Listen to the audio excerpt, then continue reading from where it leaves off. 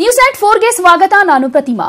ಮುಷ್ಕರ ಯಾಕೆ ಬಂದ್, ಏನು ಬೇಡಿಕೆ, 2 ದಿನ ಏನಿರುತ್ತೆ ಏನಿರಲ್ಲ. ಭಾರತ್ ಬಂದ್ ನಾಳೆ ನಾಡಿದ್ದು ಕಷ್ಟ.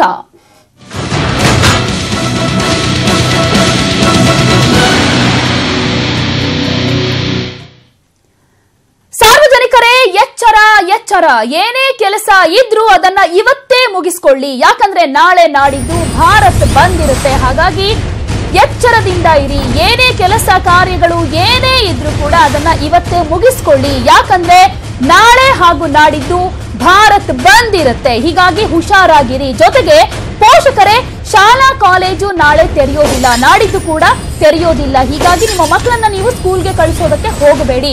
ಸ್ಕೂಲ್ ಇರೋದಿಲ್ಲ, ಬಸ್, ಆಟೋ, ಟ್ಯಾಕ್ಸಿ ಕೂಡ ಓಡಾಡೋದಿಲ್ಲ. ಬೆಂಗಳೂರು ವಿವಿ ಪರೀಕ್ಷೆಗಳು ಕೂಡ ಮುಂದೂಡಿಕೆಯಾಗಿದೆ. ಮುನ್ನೆಚ್ಚರಿಕಾ ಕ್ರಮವಾಗಿ ಏನೇ ಮಾಡಬೇಕು ಅಂದಿದ್ರು ಕೂಡ, ಏನೇ ಕೆಲಸ ಕಾರ್ಯಗಳು ಇದ್ರೂ ಕೂಡ ಅದನ್ನ ಇವತ್ತೇ ನೀವು ಮುಗಿಸ್ಕೊಳ್ಬೇಕಾಗತ್ತೆ. ನಾಳೆ ಅಥವಾ ನಾಡಿದ್ದು ಮಾಡೋಣ ಅನ್ಕೊಂಡ್ರೆ ಅದು ಆಗೋದಿಲ್ಲ. ಯಾಕಂದ್ರೆ ನಾಳೆ ನಾಡಿದ್ದು ಭಾರತ್ ಬಂದ್ ಇರೋದ್ರಿಂದ ಟ್ಯಾಕ್ಸಿಗಳು, ಆಟೋಗಳು, ಬಸ್ಗಳು ಕೂಡ ಓಡಾಡೋದಿಲ್ಲ. ಹೀಗಾಗಿ ಸ್ಕೂಲ್ಗಳು ಕೂಡ ಇರೋದಿಲ್ಲ. ಮಾಹಿತಿ ಇಲ್ಲ ಅನ್ಕೊಂಡು ನೀವು ಸ್ಕೂಲ್ಗೆ ಮಕ್ಕಳನ್ನ ಕಳಿಸೋ ತಯಾರಿಯನ್ನ ಮಾಡ್ಕೊಳ್ಬೇಡಿ. ಅದರ ಜೊತೆಗೆ ನಿಮ್ಗೆ ಏನೇ ಕೆಲಸ ಕಾರ್ಯಗಳಿದ್ರು ಅದನ್ನ ಇವತ್ತೇ ಮುಗಿಸ್ಕೊಳ್ಳಿ. ಯಾಕಂದ್ರೆ ನಾಳೆ ಹಾಗೂ ನಾಡಿದ್ದು ಭಾರತ್ ಬಂದ್ ಇರುತ್ತೆ. ಹಾಗಾಗಿ ಹುಷಾರಾಗಿರಿ. ನೀವು ಶಾಲಾ ಕಾಲೇಜುಗಳು ಕೂಡ ತೆರೆಯೋದಿಲ್ಲ, ಸ್ಕೂಲ್ ಇರೋದಿಲ್ಲ, ಬಸ್, ಆಟೋ, ಟ್ಯಾಕ್ಸಿ ಕೂಡ ಓಡಾಡೋದಿಲ್ಲ. ಇದರ ಜೊತೆಗೆ ಬೆಂಗಳೂರು ವಿವಿ ಪರೀಕ್ಷೆಗಳು ಕೂಡ ಮುಂದೂಡಿಕೆ ಆಗಿವೆ. ಯಾಕಂದ್ರೆ ನಾಳೆ ನಾಡಿದ್ದು ಭಾರತ್ ಬಂದ್ ಇರೋದ್ರಿಂದ ಒಂದು ವೇಳೆ ಏನೋ ಕೆಲಸ ಕಾರ್ಯಗಳಿರುತ್ತೆ, ಬ್ಯಾಂಕ್ ಹೋಗ್ಬೇಕು ಅಥವಾ ಬೇರೆ ರಿಲೇಟಿವ್ಸ್ ಮನೆಗೆ ಹೋಗ್ಬೇಕು, ಏನೋ ಕೆಲಸ ಕಾರ್ಯ ಇದೆ ಅಂತ ನೀವು ಹೊರಗಡೆ ಬಂದ್ರೆ ನಿಮಗೆ ಯಾವ ಸೇವೆಯೂ ಕೂಡ ಸಿಗೋದಿಲ್ಲ. ಓನ್ ವೆಹಿಕಲ್ ಇದ್ರೆ ಒಂದ್ ರೀತಿ ಓಕೆ, ಅದನ್ನ ಬಿಟ್ಟು ನೀವೇನಾದ್ರೂ ಆಟೋ, ಟ್ಯಾಕ್ಸಿ, ಬಸ್ ನಲ್ಲಿ ಹೋಗ್ಬೇಕು ಅನ್ಕೊಂಡು ಹೊರಗಡೆ ಬಂದ್ರೆ ನೀವು ಹೋಗೋದಕ್ಕೆ ಆಗೋದಿಲ್ಲ. ಯಾಕಂದ್ರೆ ನಾಳೆ ನಾಡಿದ್ದು 2 ದಿನ ಭಾರತ್ ಬಂದ್ ಇರೋದ್ರಿಂದ ಏನೇ ಕೆಲಸಗಳಿದ್ರು ಕೂಡ ಇವತ್ತು ಮುಗಿಸ್ಕೊಳ್ಳೋದು ಒಳ್ಳೇದು. ಇನ್ನು ಭಾರತ್ ಬಂದ್ಗೆ ಕನ್ನಡ ಚಿತ್ರರಂಗದ ನೈತಿಕ ಬೆಂಬಲ ಸಿಕ್ಕಿದೆ. ಸಿನಿಮಾ ಪ್ರದರ್ಶನ ಇರುತ್ತೆ, ಅದೇ ಶೂಟಿಂಗ್ ನಡೆಯುತ್ತೆ.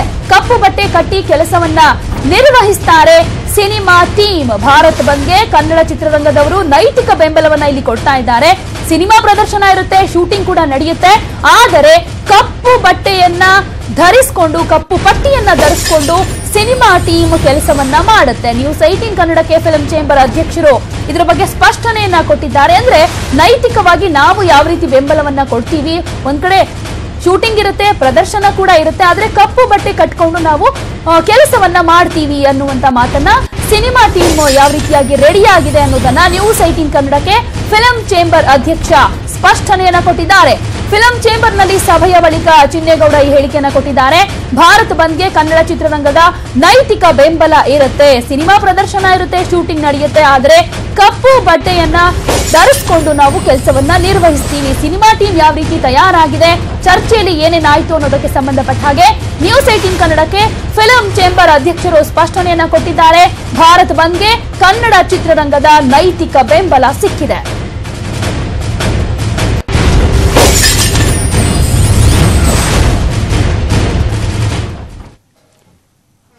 ಇನ್ನು ನಾಳೆ ನಾಡಿದ್ದು ಭಾರತ್ ಬಂದ್ ಇರೋದ್ರಿಂದ ಏನೇನು ಸೇವೆಗಳು ಇರುತ್ತೆ ಅನ್ನೋದನ್ನ ನಾವೀಗ ನೋಡುತ್ತಾ ಹೋಗೋದಾದ್ರೆ, ಪ್ರಮುಖವಾಗಿ ಇಲ್ಲಿ ಬೆಂಗಳೂರು ಮೆಟ್ರೋ ಸೇವೆ ಸಹಜವಾಗೇ ಇರುತ್ತೆ. ಇನ್ನು ಆಪ್ ಆಧಾರಿತ ಟ್ಯಾಕ್ಸಿ ಸೇವೆ ಕೂಡ ಲಭ್ಯವಾಗಿರುತ್ತೆ. ಅಂದ್ರೆ ಹೊರಗಡೆ ಯಾರು ಓಡಾಡಬೇಕು ಅಂದ್ರೆ, ಇನ್ನು ಲಾರಿ ಹಾಗೂ ಟ್ರಕ್ಗಳು ಕೂಡ ಓಡಾಟವನ್ನ ನಡೆಸ್ತಾವೆ. ಇನ್ನು ಪೆಟ್ರೋಲ್ ಬಂಕ್ ನಲ್ಲೂ ಕೂಡ ಪೆಟ್ರೋಲ್ ಸಿಗುತ್ತೆ. ಅಂದ್ರೆ ಭಾರತ್ ಬಂದಿದ್ರು ಕೂಡ ಪೆಟ್ರೋಲ್ ಸಿಗುತ್ತೆ. ಇನ್ನು ಪ್ರವಾಸಿ ವಾಹನಗಳು ಕೂಡ ತಮ್ಮ ಓಡಾಟವನ್ನ ಎಂದಿನಂತೆ ಮುಂದುವರಿಸ್ತಾವೆ. ಇನ್ನು ಹಾಲು, ತರಕಾರಿ ಕೂಡ ಸಿಗುತ್ತೆ. ಜೊತೆಗೆ ಔಷಧ, ಅಂದ್ರೆ ಆಸ್ಪತ್ರೆಗಳು ಓಪನ್ ಇರುತ್ತೆ. ಜೊತೆಗೆ ಔಷಧ ಏನಾದ್ರು ತರಬೇಕು ಅಂದ್ರೆ ಕೂಡ ಯಾವುದೇ ಸಮಸ್ಯೆ ಆಗೋದಿಲ್ಲ. ಯಾಕಂದ್ರೆ ಇಲ್ಲಿ ಅಗತ್ಯ ವಸ್ತುಗಳಿಗೆ ಯಾವುದೇ ತೊಂದರೆ ಆಗ್ತಾ ಇಲ್ಲ, ಏನೇನ್ ಇರುತ್ತೆ ಅನ್ನುವಂತ ದೃಷ್ಟಿಯಲ್ಲಿ ನಾವು ನೋಡೋದಾದ್ರೆ.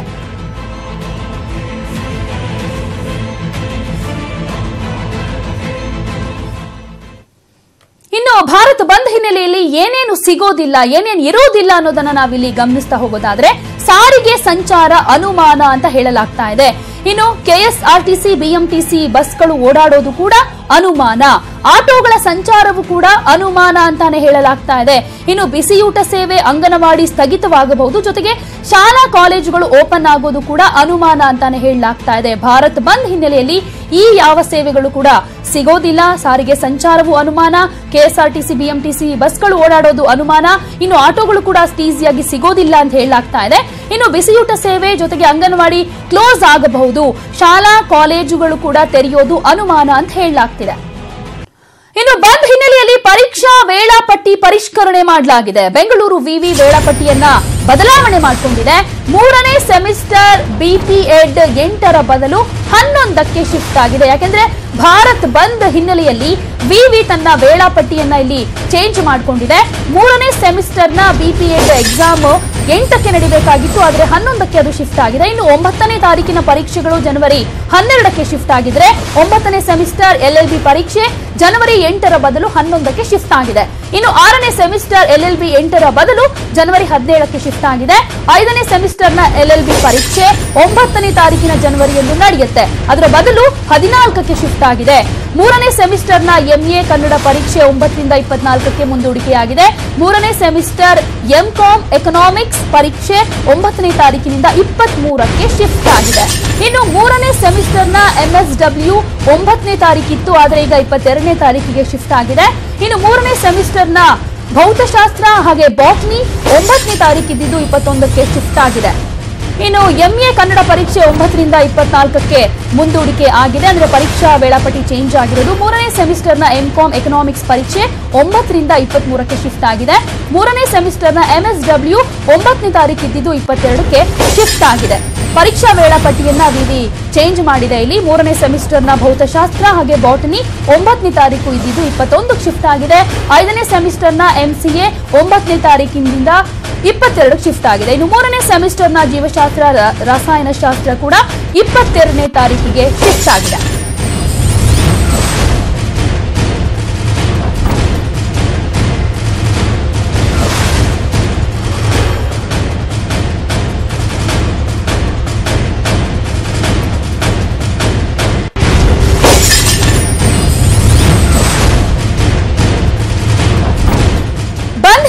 ಪರೀಕ್ಷಾ ವೇಳಾಪಟ್ಟಿಯನ್ನ ವಿವಿ ಇಲ್ಲಿ ಚೇಂಜ್ ಮಾಡಿದೆ. ಬೆಂಗಳೂರು ವಿವಿ ವೇಳಾಪಟ್ಟಿಯನ್ನ ಬದಲಾವಣೆ ಮಾಡಿದೆ. 3ನೇ ಸೆಮಿಸ್ಟರ್ನ ಬಿಪಿಎಡ್ 8ನೇ ತಾರೀಕಿಗೆ ಇತ್ತು, ಆದರೆ 11ನೇ ತಾರೀಕಿಗೆ ಶಿಫ್ಟ್ ಆಗಿದೆ. ಪ್ರಮುಖವಾಗಿ 9ನೇ ತಾರೀಕು ಇದ್ದಂತ ಪರೀಕ್ಷೆಗಳೆಲ್ಲವೂ ಜನವರಿ 12ಕ್ಕೆ ಶಿಫ್ಟ್ ಆಗಿದೆ. ಅದರಲ್ಲಿ 3ನೇ ಸೆಮಿಸ್ಟರ್ನ ಭೌತಶಾಸ್ತ್ರ ಹಾಗೆ ಬಾಟನಿ 9ರಿಂದ 22ಕ್ಕೆ ಶಿಫ್ಟ್ ಆಗಿದ್ರೆ 5ನೇ ಸೆಮಿಸ್ಟರ್ನ ಎಂಸಿಎ 9ನೇ ತಾರೀಕಿಂದ 22ಕ್ಕೆ ಶಿಫ್ಟ್ ಆಗಿದೆ. 3ನೇ ಸೆಮಿಸ್ಟರ್ನ ಜೀವಶಾಸ್ತ್ರ ಹಾಗೆ ರಸಾಯನಶಾಸ್ತ್ರ 22ನೇ ತಾರೀಕಿಗೆ ಶಿಫ್ಟ್ ಆಗಿದೆ. 9ನೇ ಸೆಮಿಸ್ಟರ್ ಎಲ್ಎಲ್ಬಿ ಪರೀಕ್ಷೆ ಜನವರಿ 8ನೇ ತಾರೀಕು ನಡೀಬೇಕಾಗಿತ್ತು, ಆದರೆ ಈಗ ಅದರ ಬದಲು 11ನೇ ತಾರೀಕಿಗೆ ನಡೆಯುತ್ತೆ. ಇನ್ನು 5ನೇ ಸೆಮಿಸ್ಟರ್ನ ಎಂಸಿಎ 9ನೇ ತಾರೀಕು ಇತ್ತು, ಆದರೆ 22ಕ್ಕೆ ಶಿಫ್ಟ್ ಆಗಿದೆ. 3ನೇ ಸೆಮಿಸ್ಟರ್ನ ಜೀವಶಾಸ್ತ್ರ ರಾಸಾಯನಿಕ ಶಾಸ್ತ್ರ 22ನೇ ತಾರೀಕಿಗೆ ಚೇಂಜ್ ಆಗಿದೆ. ಅಂದ್ರೆ ಸಾಕಷ್ಟು ಪರೀಕ್ಷೆಗಳು ಏನೇನು 8ನೇ ತಾರೀಕು ಹಾಗೇನೆ 9ನೇ ತಾರೀಕಿಗೆ ಫಿಕ್ಸ್ ಆಗಿದ್ದು ಅದೆಲ್ಲವೂ ಕೂಡ 21 ಹಾಗೇನೆ 22ನೇ ತಾರೀಕಿಗೆ ಶಿಫ್ಟ್ ಆಗಿವೆ. ನಾಳೆ ಭಾರತ್ ಬಂದ್ ಇರೋದ್ರಿಂದ ಪರೀಕ್ಷಾ ವೇಳಾಪಟ್ಟಿಯಲ್ಲೂ ಕೂಡ ಸಾಕಷ್ಟು ಬದಲಾವಣೆಗಳನ್ನ ನಾವಿಲ್ಲಿ ಗಮನಿಸಬೇಕಾಗುತ್ತೆ. ಬೆಂಗಳೂರು ವಿವಿ ತನ್ನ ವೇಳಾಪಟ್ಟಿಯನ್ನ ಇಲ್ಲಿ ಚೇಂಜ್ ಮಾಡಿದೆ. ಸಾಕಷ್ಟು ಸಂಘಟನೆಗಳು ಕೂಡ ಈ ಬಂದ್ಗೆ ಬೆಂಬಲವನ್ನ ಕೊಡ್ತಾ ಇವೆ. ಸಾಕಷ್ಟು ಬೇಡಿಕೆಗಳನ್ನ ಇಟ್ಕೊಂಡು ಸಾರಿಗೆ ನಿಗಮಗಳ ಸಿಬ್ಬಂದಿಗೆ ದಿನದ ಭತ್ಯೆಯನ್ನ ಕೊಡಬೇಕು, ಇತರ ಭತ್ಯೆ ಜೊತೆಗೆ ರೆನ್ಯೂಟ್ ಒದಗಿಸಬೇಕು, ವೈದ್ಯಕೀಯ ಭತ್ಯೆ ಮಾಸಿಕ 10,000ವನ್ನ ನೀಡಬೇಕು ಅನ್ನುವಂತ ಬೇಡಿಕೆ ಇದೆ. ಅಂತರ ನಿಗಮಗಳ ವರ್ಗಾವಣೆ ತ್ವರಿತ ಪೂರ್ಣಗೊಳಿಸಬೇಕು ಆದಷ್ಟು ಬೇಗ. ಕಾರ್ಮಿಕ ಸಂಘಟನೆಗಳ ಚುನಾವಣೆಗೆ ಅವಕಾಶವನ್ನ ಕಲ್ಪಿಸಿಕೊಡಬೇಕು ಅನ್ನುವ ಬೇಡಿಕೆ ಇದೆ. ಇನ್ನು ಆನಂದ್, ಸಿಐಟಿಯು ಜಂಟಿ ಕಾರ್ಯದರ್ಶಿ ಆನಂದ್ ಮತ್ತು ಬ್ಯಾಂಕ್ ನೌಕರರ ಫೆಡರೇಷನ್ ಕಾರ್ಯದರ್ಶಿ ನಾಗರಾಜ್ ಶಾನುಭೋಗ್ ಬಂದ್ ಯಾಕೆ, ತಮ್ಮ ಬೇಡಿಕೆಗಳು ಏನೇನು ಅನ್ನೋದ್ರ ಬಗ್ಗೆ ಮಾತನಾಡಿದ್ದಾರೆ. ನ್ಯೂಸ್ 18 ಕನ್ನಡ ಜೊತೆ ಏನ್ ಹೇಳಿದ್ದಾರೆ ಕೇಳೋಣ. ಸರ್ ನೋಡಿ, ನಾಳೆ ನಾವು ಸಂಪೂರ್ಣ 4 ಸಾರಿಗೆ ನಿಮಿಷಗಳನ್ನ ನಿಲ್ಲಿಸ್ತೇವೆ. ಕಾರಣ ಇಷ್ಟೇ, ಈಗ ಏನು ಕೇಂದ್ರ ಸರ್ಕಾರ ಏನು ವಾಹನ ಕಾಯ್ದೆ ತಿದ್ದುಪಡಿ ಮಾಡಕ್ ಹೊರಟಿದೆ, ಇನ್ನು ಮಾಡಿಲ್ಲ, ಮಾಡಕ್ ಹೊರಡ್ತಾ ಇದೆ. ಆದ್ರಿಂದ ದುಷ್ಪರಿಣಾಮಗಳು ತುಂಬಾನೇ ಇದೆ. ಒಂದು, ಮೊದಲನೇದಾಗಿ ಸಾರಿಗೆ ಸಂಸ್ಥೆಗಳು ನಶಿಸಿ ಹೋಗುವಂತ ಪ್ರಮೇಯ ಬರುತ್ತೆ. ನೆಕ್ಸ್ಟ್ ಎರಡನೇದು, ಇಲ್ಲಿ ಉದ್ಯೋಗ ಕಳ್ಕೊಳ್ಳುವಂತ ಪ್ರಮೇಯ ಬರುತ್ತೆ. ಹೇಗೆ ಅಂತ ಅಂದ್ರೆ, ಇವತ್ತು ನೋಡಿ, ಈ ಅಮೆಂಡ್ಮೆಂಟ್ ಜಾರಿ ಆದ್ರೆ RTO ಇರಲ್ಲ ಸರ್. RTO ಇರಲ್ಲ ಅಂದ್ರೆ ಯಾವ್ದೋ ಖಾಸಗಿ ವ್ಯಕ್ತಿಗಳು ಕೊಡ್ತಾರೆ, ಅದು ನೀವು ಖಾಸಗಿ ವ್ಯಕ್ತಿಗಳು ಯಾವ ರೀತಿ ದಂಡ ಹಾಕ್ತಾರೆ ಮತ್ತೊಂದು ಮಾಡ್ತಾರೆ ಅನ್ನೋದು ನಿಮ್ಗೆ ಗೊತ್ತಿದೆ. ಅದೇನೋ ಜಾರಿ ಆದ್ರೆ ಎನಿ ಒನ್ ವೆಹಿಕಲ್, ಬಸ್ ಇರ್ಬೋದು, ಕಾರ್ ಇರ್ಬೋದು, ಸ್ಕೂಟರ್ ಇರ್ಬೋದು, ಎನಿ ಒನ್ ವೆಹಿಕಲ್ ಯಾವ ಕಂಪ್ನಿ ವೆಹಿಕಲ್ ಇರುತ್ತೆ ಅಲ್ಲೇ ರಿಪೇರಿ ಮಾಡಿಸ್ಬೇಕಾಗುತ್ತೆ. ಈಗ ನಮ್ಮ ಸಾರಿಗೆ ಸಂಸ್ಥೆಗಳಲ್ಲಿ ಸುಮಾರು 40,000 ಜನ ಮೆಕ್ಯಾನಿಕ್ಗಳಿದ್ದಾರೆ, ಇದನ್ನೇ ನಂಬ್ಕೊಂಡಿರುವಂತ. ಅವ್ರ ಕುಟುಂಬಗಳು ಎಷ್ಟು ಜನ ಇದ್ದಾರೆ, ಜೊತೆಗೆ ಬೀದಿ ಬದಿ ವ್ಯವಸ್ಥೆಯಲ್ಲಿ ಮೆಕ್ಯಾನಿಕ್ಗಳಿದ್ದಾರೆ, ಅವ್ರ ಕುಟುಂಬ ಏನಿದೆ. ಕೋಟ್ಯಾಂತರ ಜನ ಕೆಲಸ ಕಳ್ಕೊಳ್ಳುವಂತ ಪ್ರಮೇಯ ಇದೆ ಇದರಲ್ಲಿ, ಈ ಮಸೂದೆಯಲ್ಲಿ. ಇಡೀ ಸಾರಿಗೆ ಸಂಸ್ಥೆ ಅಂದ್ರೆ 54 ಸಾರಿಗೆ ದೇಶವ್ಯಾಪಿ, ಆ ಸಾರಿಗೆ ನೌಕರು ಬೀದಿ ಪಾಲಾಗುವಂತ ಸಮಯ ಇದೆ. ಆದ್ರಿಂದ ನಾವು ಹೇಳ್ತಾ ಇದೀವಿ, ಮಾನ್ಯ ಮೋದಿ ಅವ್ರಿಗೆ ಹಿಂದೆನೂ ನಾವು ಮನವಿ ಮಾಡ್ತಾ ಇದೀವಿ. ಕೇಂದ್ರ ಸಂಘಟನೆಗಳು, ರಾಜ್ಯ ಸಂಘಟನೆಗಳು ಎಲ್ಲ ಮನವಿ ಮಾಡಿದ್ವಿ, ಮಾತಾಡಿದೀವಿ, ಅದಕ್ಕೆ ಕೇಳೋಕ್ ತಯಾರಿಲ್ಲ. ಈಗ ಸಂಸತ್ನಲ್ಲಿ ಪಾಸ್ ಮಾಡಿದ್ದಾರೆ, ರಾಜ್ಯಸಭೆಯಲ್ಲಿ ಬಂದಿದೆ ಅದು. ಅದೇನಾರ ಜಾರಿ ಆದ್ರೆ ಆಲ್ಮೋಸ್ಟ್ ಡ್ರೈವರ್ಗಳು ಏನಾರ ಕೇಸ್ ಏನಾರ ಆಯ್ತು ಅಂದ್ರೆ ಅವರೇ ಪರಿಹಾರ ಕೊಡ್ಬೇಕಂತೆ. 10 ಲಕ್ಷ 5 ಲಕ್ಷ ಪರಿಹಾರ ಅಂದ್ರೆ ಎಲ್ಲಿ ತಂದು ಕೊಡ್ತಾರೆ ಡ್ರೈವರ್ ಕಂಡಕ್ಟರ್ಗಳು? ಅದ್ರ ಜೊತೆಗೆ ಈಗ ಎಲ್ಲ ಸಾಮಾನ್ಯ ಜನರಿಗೂ ಅನ್ವಯಿಸ್ತಲ್ಲ ವೆಹಿಕಲ್ ಅಂದ್ಮೇಲೆ ದುಬಾರಿ ದಂಡಗಳು ಹಾಕ್ತಾರಲ್ಲ. ಈಗ ಆಲ್ರೆಡಿ ಹಿಂದೆ ರಸ್ತೆ ಸುರಕ್ಷತಾ ಮಸೂದೆ ಹೆಸರಿನಲ್ಲಿ ನಾವು 3 ಸಲ ಮುಷ್ಕರ ಮಾಡಿದ್ವಿ.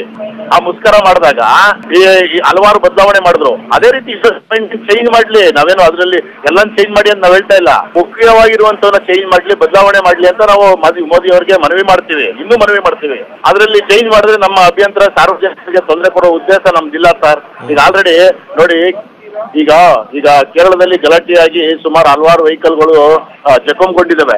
ಈಗ ಸಾರ್ವಜನಿಕರ ಬಸ್ಗಳು ಅಂತ ಹೇಳ್ತೀವಿ ನಾವು, ಕಿಡಿಗೇಡಿಗಳು ಯಾರು ಅಲ್ಲೇ ಹೊಡೆದ್ರೆ ಹಾನಿ ಆಗುವಂತಹ ಗೀಡಾಗ್ತದೆ. ಆದ್ರಿಂದ ನಾವು ಸಾರ್ವಜನಿಕರಲ್ಲಿ ಮನವಿ ಮಾಡ್ತೀವಿ, ಇದೇ ಅಹಿತಕರ ಘಟನೆಗಳು ಯಾರು ಮಾಡಬಾರ್ದು ಸರ್. ನಾವು ನಾಳೆ 12 ಗಂಟೆಗೆ ನಾವು ಟೌನ್ ಹಾಲ್ ಇಂದ ಮೆರವಣಿಗೆ ಹೊಡ್ತೀವಿ ಸರ್, ಫ್ರೀಡಂ ಪಾರ್ಕ್.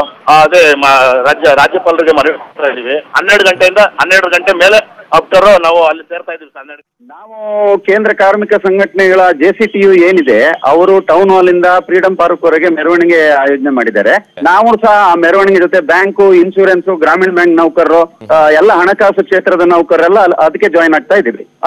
ಬ್ಯಾಂಕ್ಗಳು ವಹಿವಾಟು ಅಸ್ತವ್ಯಸ್ತ ಆಗೋದಂತೂ ಖಂಡಿತ.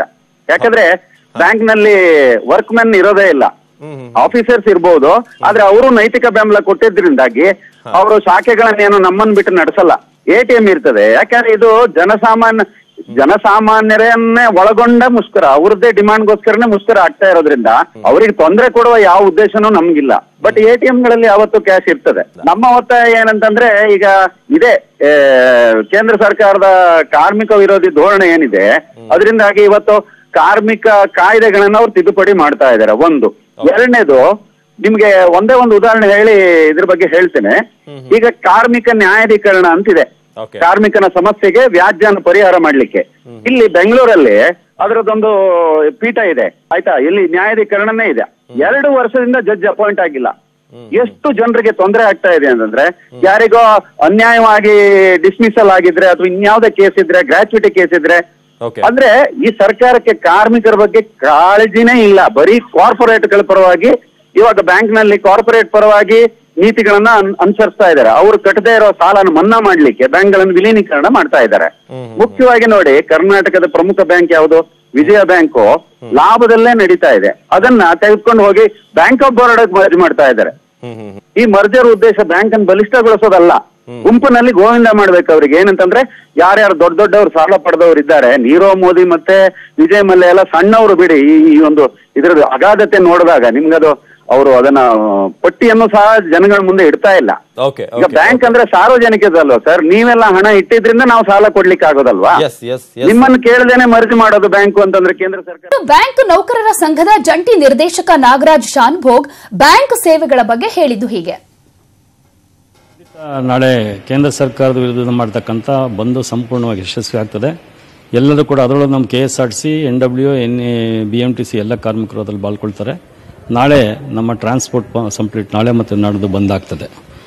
ಸುಮಾರು ಕೇಂದ್ರದ 10 ಕೇಂದ್ರ ಕಾರ್ಮಿಕ ಸಂಘಟನೆಗಳು ಸೇರಿ ಈ ಬಂದ್ಗೆ ಕರೆ ಕೊಟ್ಟಿರ್ತಕ್ಕಂಥದ್ದು. ಇದಕ್ಕೆ ಬ್ಯಾಂಕು, ಇನ್ಶೂರೆನ್ಸ್ ಇತ್ಯಾದಿ ಮತ್ತು ಆಟೋ ರಿಕ್ಷಾ ಯೂನಿಯನ್ಸು ಎಲ್ಲ ಕೂಡ ನಾವು ಬೆಂಬಲ ಕೊಟ್ಟಿದ್ದೆವು. ನಮ್ಮ ಜೊತೆಲಿ ನಾವು ಪ್ರಮುಖವಾಗಿ AITUC, CITU, INTUC, HMS ಅಂದರೆ BJPಯ ರಾಜಕೀಯ ಪಕ್ಷದ ಅಡಿಗಳಿರ್ತಕ್ಕಂಥ BMS ಸಂಘಟನೆಯನ್ನು ಹೊರತುಪಡಿಸಿ ಉಳಿದ ಎಲ್ಲ ಸಂಘಟನೆಗಳು ಕೂಡ ರಾಜ್ಯದಲ್ಲಿರ್ತಕ್ಕಂಥ ಕೇಂದ್ರ ಸರ್ಕಾರ ಮತ್ತು ರಾಜ್ಯದಲ್ಲಿರ್ತಕ್ಕಂಥ ಸರ್ಕಾರಗಳು ಎಲ್ಲ ಕಾರ್ಮಿಕ ಸಂಘಟನೆ ಕೂಡ ಈ ಒಂದು ಮುಷ್ಕರದಲ್ಲಿ ಭಾಗಿಯಾಗ್ತಾ ಇದ್ದಾವೆ.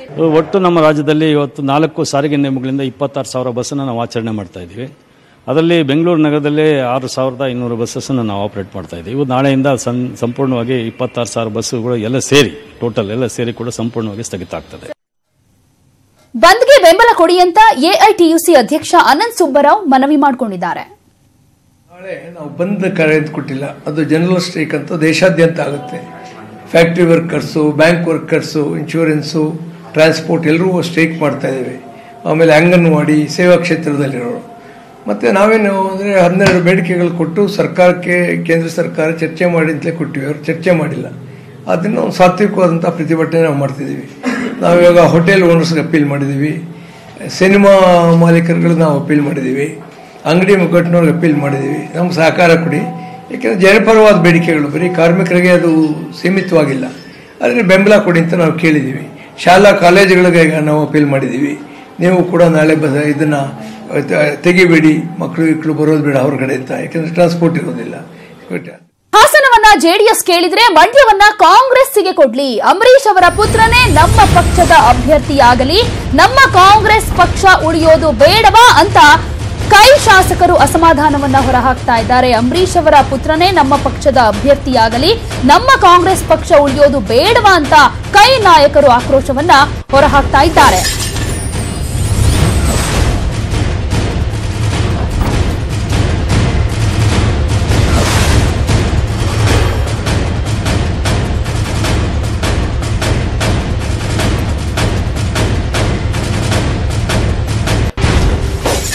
ಹಾಸನವನ್ನ ಜೆಡಿಎಸ್ ಕೇಳಿದ್ರೆ ಮಂಡ್ಯವನ್ನ ಕಾಂಗ್ರೆಸ್ಗೆ ಕೊಡ್ಲಿ ಅನ್ನುವಂತ ಮಾತನ್ನ ಕೈ ನಾಯಕರು ಹೇಳ್ತಾ ಇದ್ದಾರೆ. ಯಾಕಂದ್ರೆ ಈಗಾಗಲೇ ಸಾಕಷ್ಟು ಅಸಮಾಧಾನವನ್ನ ಹೊರಹಾಕ್ತಾ ಇದ್ದಾರೆ.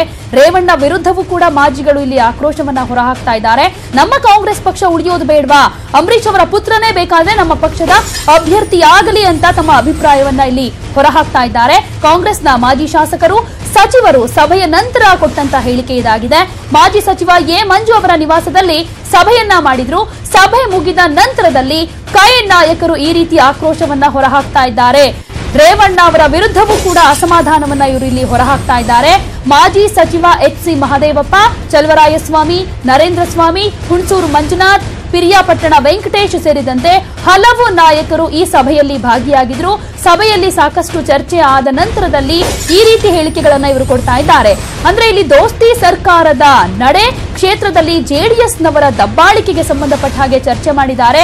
ಲೋಕಸಭೆಯ ಚುನಾವಣೆಯಲ್ಲಿ ಜೆಡಿಎಸ್ ಮೈತ್ರಿ ಬಗ್ಗೆ ಕೂಡ ಚರ್ಚೆ ಮಾಡಲಾಗಿದೆ. ಕುಮಾರಸ್ವಾಮಿ, ರೇವಣ್ಣ ವಿರುದ್ಧ ಮಾಜಿಗಳು ಆಕ್ರೋಶವನ್ನ ಇಲ್ಲಿ ವ್ಯಕ್ತಪಡಿಸ್ತಾ ಇದ್ದಾರೆ. ಸಭೆ ಮುಗಿದ ನಂತರದಲ್ಲಿ ಕೈ ನಾಯಕರು ಯಾವ ರೀತಿಯಾದಂತಹ ಹೇಳಿಕೆಗಳನ್ನ ಕೊಟ್ಟಿದ್ದಾರೆ ಅನ್ನೋದನ್ನ ನಾವು ನೋಡ್ತಾ ಇದ್ದೀವಿ. ಯಾಕಂದ್ರೆ ಅಂಬರೀಶ್ ಅವರ ಪುತ್ರನೇ ನಮ್ಮ ಪಕ್ಷದ ಅಭ್ಯರ್ಥಿಯಾಗಲಿ, ಹಾಸನವನ್ನ ಜೆಡಿಎಸ್ ಕೇಳಿದ್ರೆ ಮಂಡ್ಯವನ್ನ ಕಾಂಗ್ರೆಸ್ಗೆ ಕೊಡ್ಲಿ ಅಂತ, ನಮ್ಮ ಕಾಂಗ್ರೆಸ್ ಪಕ್ಷ ಉಳಿಯೋದು ಬೇಡವಾ ಅಂತ ಕೂಡ ಇಲ್ಲಿ ಪ್ರಶ್ನೆ ಮಾಡ್ತಾ ಇದ್ದಾರೆ. ಮಾಜಿ ಸಚಿವರು ಹಾಗೇನೆ ಮಾಜಿ ಶಾಸಕರು ಎ ಮಂಜು ಅವರ ನಿವಾಸದಲ್ಲಿ ಸಭೆಯನ್ನ ಮಾಡಿದ್ದಾರೆ. ಸಭೆಯಲ್ಲಿ ಮುಂದಿನ ಲೋಕಸಭಾ ಚುನಾವಣೆಯಲ್ಲಿ ಯಾವ ರೀತಿಯಾಗಿ ನಾವು ಜೆಡಿಎಸ್ ಜೊತೆ ಮೈತ್ರಿ ಮಾಡ್ಕೊಬೇಕಾ ಬೇಡವಾ ಅನ್ನೋ ರೀತಿಯಲ್ಲೂ ಕೂಡ ಚರ್ಚೆಯನ್ನ ಮಾಡಿದ್ದಾರೆ. ಮಾಜಿ ಸಚಿವ ಎಚ್.ಸಿ. ಮಹದೇವಪ್ಪ, ಚಲುವರಾಯಸ್ವಾಮಿ, ನರೇಂದ್ರ ಸ್ವಾಮಿ, ಹಾಗೇನೆ ಹುಣಸೂರು ಮಂಜುನಾಥ್, ಪಿರಿಯಾಪಟ್ಟಣ ವೆಂಕಟೇಶ್ ಸೇರಿದಂತೆ ಹಲವು ನಾಯಕರು ಭಾಗಿಯಾಗಿದ್ದಾರೆ. ದೋಸ್ತಿ ಸರ್ಕಾರದ ನಡೆ ಹಾಗೆ ಕ್ಷೇತ್ರದಲ್ಲಿ ಜೆಡಿಎಸ್ನವರ ದಬ್ಬಾಳಿಕೆ ಹೆಚ್ಚಾಗ್ತಾ ಇದೆ. ಇದನ್ನ ನೋಡಿಕೊಂಡು ಸುಮ್ಮನೆ ಕೂರೋದಕ್ಕಂತೂ ಆಗೋದಿಲ್ಲ. ಇನ್ನು ಲೋಕಸಭೆ ಚುನಾವಣೆಯಲ್ಲಿ ಜೆಡಿಎಸ್ ಮೈತ್ರಿ ಕುರಿತಾಗಿ ಕೂಡ ಇವರು ಚರ್ಚೆಯನ್ನ ಮಾಡಿದ್ದಾರೆ. ಕುಮಾರಸ್ವಾಮಿ ಹಾಗೆ ರೇವಣ್ಣ ವಿರುದ್ಧ ಆಕ್ರೋಶವನ್ನ ವ್ಯಕ್ತಪಡಿಸ್ತಾ ಇದ್ದಾರೆ ಮಾಜಿ ಶಾಸಕರು. ನೋಡಿ, 12 ಇಲ್ಲ 15 ಕೇಳೋದು ಅವ್ರ ಇಷ್ಟ, ಕೊಡೋದು ಬಿಡೋದು ನಮ್ಮ ಹೈಕಮಾಂಡ್ ಇಷ್ಟ. ಅಲ್ಲ, ಹಾಸನದಲ್ಲಿ ಅವರು ಸೀಟಿಂಗ್ ಇದ್ದಾರೆ, ಅವ್ರು ಕೇಳ್ಕೊತಾರೆ. ನಾವು ಸೀಟಿಂಗ್ ಇದ್ದಾರೆ, ನಾವು ಕೇಳಿದ್ದೀವಿ. ನಮ್ಮ ಒತ್ತಾಯ ಈಗಲೂ ಇದೆ. ಹಾಸನ ಅವ್ರಿಗೆ ಬಿಟ್ಕೊಟ್ರೆ ಮಂಡ್ಯ ನಮಗೆ ಬಿಟ್ಕೊಡಿ. ಅಂಬರೀಶ್ ಅವರು ತೀರೋಗಿದ್ದಾರೆ, ಅವ್ರ ಕುಟುಂಬಕ್ಕೆ ಕೊಡಿ, ಅವ್ರ ಮಗನಿಗೆ ಕೊಡಿ ಅಂತ ನಾವು ಅದು ನಮ್ಮದು ಪಕ್ಷ ಉಳಿಬೇಕಲ್ಲ, ನಾವು ಪಕ್ಷದ ಪರವಾಗಿ ಅದನ್ನ ವಿ ಆರ್ ಪ್ರೆಸಿಂಗ್ ದಟ್. ಈ ಬಗ್ಗೆ ಮತ್ತಷ್ಟು ಮಾಹಿತಿಯನ್ನ ಕೊಡ್ತಾರೆ ನಮ್ಮ ರಿಪೋರ್ಟರ್ ಶ್ರೀನಿವಾಸ್ ಹಳಕಟ್ಟಿ, ನೇರ ಸಂಪರ್ಕದಲ್ಲಿದ್ದಾರೆ. ಶ್ರೀನಿವಾಸ್, ಒಂದ್ ಕಡೆಯಲ್ಲಿ ಮಾಜಿ ಶಾಸಕರು ಯಾವ ರೀತಿ ಆಕ್ರೋಶವನ್ನ ಹೊರಹಾಕ್ತಾ ಇದ್ದಾರೆ ಅನ್ನೋದನ್ನ ನೋಡ್ತಾ ಇದ್ದೀವಿ. ಇಲ್ಲಿ ಪ್ರಮುಖವಾಗಿ ಸಭೆ ನಡೆಸಿದ್ದರ ಉದ್ದೇಶ ಏನು, ಏನೇನ್ ಚರ್ಚೆ ಮಾಡಿದ್ದಾರೆ?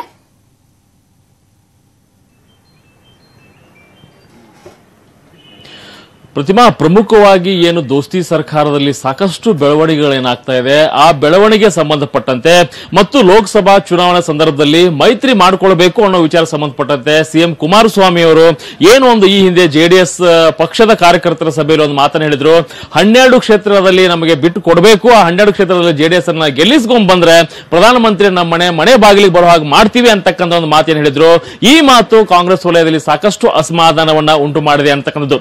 ಆ ಒಂದು ನಿಟ್ಟಿನಲ್ಲೇ ಈ ಎಲ್ಲ ವಿಚಾರ ಬಗ್ಗೆ ಒಂದು ಚರ್ಚೆ ಮಾಡ್ಲಿಕ್ಕೆ ಒಂದು ಮಾಜಿ ಸಚಿವ ಮತ್ತು ಕಾಂಗ್ರೆಸ್ ಮುಖಂಡ ಆಗಿರ್ತಕ್ಕಂಥ ಎ ಮಂಜು ಅವರ ನಿವಾಸದಲ್ಲಿ ಹಿರಿಯ ಕಾಂಗ್ರೆಸ್ ಮಾಜಿ ಶಾಸಕರು ಮತ್ತು ಮಾಜಿ ಸಚಿವರು ಈ ಒಂದು ಸಭೆ ಮಾಡಿದ್ರು. ಸಭೆಯಲ್ಲಿ ಪ್ರಮುಖವಾಗಿರ್ತಕ್ಕಂಥ ವಿಚಾರ ಏನು, ಕಾಂಗ್ರೆಸ್ ಹೈಕಮಾಂಡ್ ಆದೇಶವನ್ನೇ ಒಂದು ಪ್ರಶ್ನೆ ಮಾಡತಕ್ಕಂಥ ಪ್ರಯತ್ನವನ್ನ ಜೆಡಿಎಸ್ ಮುಖಂಡರು ಮಾಡ್ತಾ ಇದ್ದಾರೆ ಅನ್ನೋ ವಿಚಾರನ ಇಟ್ಕೊಂಡು ಸಾಕಷ್ಟು ಅಸಮಾಧಾನವನ್ನ ಜೆಡಿಎಸ್ ಮುಖಂಡರ ಬಗ್ಗೆ ಈ ಸಭೆಯಲ್ಲಿ ವ್ಯಕ್ತಪಡಿಸಿದ್ದಾರೆ. ಅಷ್ಟೇ ಅಲ್ಲ, ಮೈತ್ರಿ ಲೋಕಸಭೆ ಚುನಾವಣೆ ಸಂದರ್ಭದಲ್ಲಿ ಮೈತ್ರಿ ಆಗಿದೆಯಾದಲ್ಲಿ ಹಾಸನವನ್ನು ಕೂಡ ಜೆಡಿಎಸ್ಗೆ ಬಿಟ್ಟುಕೊಡಬೇಕು, ಮಂಡ್ಯವನ್ನು ಕೂಡ ಜೆಡಿಎಸ್ಗೆ ಬಿಟ್ಟುಕೊಡಬೇಕು, ಮೈಸೂರನ್ನು ಕೂಡ ಜೆಡಿಎಸ್ಗೆ ಬಿಟ್ಟುಕೊಡಬೇಕು ಅಂತಕ್ಕಂಥ ಒಂದು ಒತ್ತಡವನ್ನ ಏನ್ ಜೆಡಿಎಸ್ ಮುಖಂಡರು ಮಾಡ್ತಾ ಇದ್ರು ಆ ವಿಚಾರದ ಬಗ್ಗೆ ಕೂಡ ಒಂದು ಸಮಗ್ರವಾಗಿರ್ತಕ್ಕಂಥ ಚರ್ಚೆಯನ್ನ ಮಾಡಿರ್ತಕ್ಕಂಥ ಈ ಮುಖಂಡರು ಜೆಡಿಎಸ್ ಮುಖಂಡರ ಒಂದು ಏನ್ ಅಭಿಪ್ರಾಯ ಇದೆ, ಅಭಿಪ್ರಾಯ ಕೂಡ ಒಂದು ಅಸಮಾಧಾನ ಕೂಡ ಸಭೆಯಲ್ಲಿ ವ್ಯಕ್ತಪಡಿಸಿದ್ರೆ ಅಂತಕ್ಕಂಥ ಮಾಹಿತಿ ಲಭ್ಯವಾಗಿದೆ. ಅಂದ್ರೆ ಒಂದು ವೇಳೆ ನೀವು ಹಾಸನ ಜೆಡಿಎಸ್ಗೆ ಆದ್ರೆ ಮಂಡ್ಯ ನೀವು ಕಾಂಗ್ರೆಸ್ಗೆ ಬಿಟ್ಟುಕೊಡ್ಲೇಬೇಕು, ಹಾಗಾದ್ರೆ ನಾವು ಕಾಂಗ್ರೆಸ್ ಪಕ್ಷ ಉಳಿಯೋದು ಬೇಡವಾ, ಒಂದ್ ವೇಳೆ ಅಂಬರೀಶ್ ಅವರ ಪುತ್ರ ಅಭಿಷೇಕ್ ಅವರೇ ಸ್ಪರ್ಧೆ ಮಾಡಲಿ ಅಂತಕ್ಕಂಥ ಒಂದು ಮಾತನ್ನು ಕೂಡ ಸಭೆ ಬಳಿಕ ಎ ಮಂಜು ಅವರು ವ್ಯಕ್ತಪಡಿಸಿದ್ದಾರೆ. ಅಂದ್ರೆ ಪ್ರಸಕ್ತ ರಾಜಕೀಯ ವಿದ್ಯಮಾನಗಳು ಮತ್ತು ಮೈತ್ರಿ ಸರ್ಕಾರದಲ್ಲಿ ಆಗ್ತಕ್ಕಂಥ ಬೆಳವಣಿಗೆ ಬಗ್ಗೆ ಕೂಡ ಈ ಒಂದು ಸಭೆಯಲ್ಲಿ ಚರ್ಚೆ ಆಗಿದೆ. ಹಿರಿಯ ನಾಯಕರು ಮತ್ತೊಮ್ಮೆ ಸಭೆ ಮಾಡ್ತಾ ಇರೋದು ನಿಜಕ್ಕೂ ಕೂಡ ಒಂದು ದೊಡ್ಡ ಬೆಳವಣಿಗೆ ಅಂತ ಹೇಳ್ಬೋದು ಕಾಂಗ್ರೆಸ್ನಲ್ಲಿ. ಪ್ರತಿಮಾ, ಧನ್ಯವಾದ ಶ್ರೀನಿವಾಸ್ ಹಳಕಟ್ಟಿ ತಮ್ಮೆಲ್ಲ ಮಾಹಿತಿಗಾಗಿ. ಲೋಕಸಭೆ ಚುನಾವಣೆಗೂ ಮುನ್ನವೇ ಮೋದಿ ಮೀಸಲಾತಿ ಗಿಫ್ಟ್ ಅನ್ನ ಕೊಟ್ಟಿದ್ದಾರೆ. ಆರ್ಥಿಕವಾಗಿ ಹಿಂದುಳಿದ ಮೇಲ್ವರ್ಗಕ್ಕೆ 10% ಮೀಸಲಾತಿಗೆ ಕೇಂದ್ರ ಸಂಪುಟ ಅಸ್ತು ಹೊಂದಿದೆ. ಮೇಲ್ಜಾತಿಯ ಬಡವರಿಗೆ 10% ಮೀಸಲಾತಿ ನೀಡೋದಕ್ಕೆ ನಿರ್ಧರಿಸಲಾಗಿದೆ.